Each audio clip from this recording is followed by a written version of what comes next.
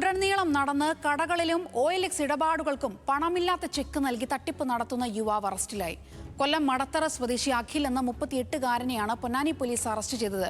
Company manager എന്നും engineer എന്നും വിശ്വസിപ്പിച്ചായിരുന്നു തട്ടിപ്പ്. കേരളത്തിലെ വിവിധ ജില്ലകളിൽ അഖിൽ സമാനമായ തട്ടിപ്പ് നടത്തിയിട്ടുണ്ടെന്ന് പോലീസ് പറഞ്ഞു.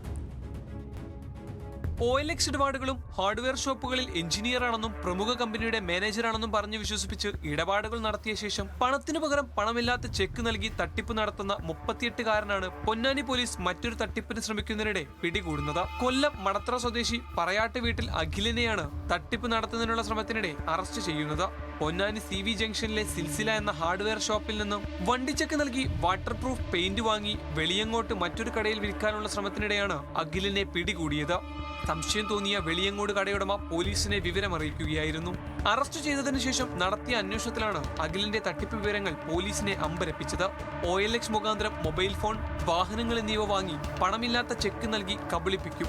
എന്നിട്ട് ഈ വസ്തുക്കൾ ഉപയോഗിച്ച് വിസ്താര കമ്പനി മാനേജറാണെന്ന് തെറ്റിദ്ധരിപ്പിച്ച് ഹാർഡ്വെയർ ഷോപ്പുകളിലും ഫർണിച്ചർ ഷോപ്പുകളിലും എത്തി സാധനങ്ങൾ വാങ്ങി വിസ്താര കമ്പനിയുടെ കർണാടക ബാങ്കിന്റെ പേരിലുള്ള ചെക്ക് നൽകി ഉടമകളെ കബളിപ്പിച്ച് കടന്നുകളയുകയാണ് അഖിലിന്റെ രീതി. കേരളത്തിൽ വിവിധ ജില്ലകളിലായി അഖിൽ ഇത്തരത്തിലുള്ള തട്ടിപ്പുകൾ നടത്തിയെന്നാണ് പോലീസ് പറയുന്നത്. തൃശൂർ ജില്ലയിൽ പലയിടങ്ങളിലായി വിസ്താര മാനേജർ എന്ന് പറഞ്ഞ ഇയാൾ കമ്പനിയുടെ പേര് വെച്ച് ഓഫീസുകൾ തുറന്നിട്ടുണ്ട്.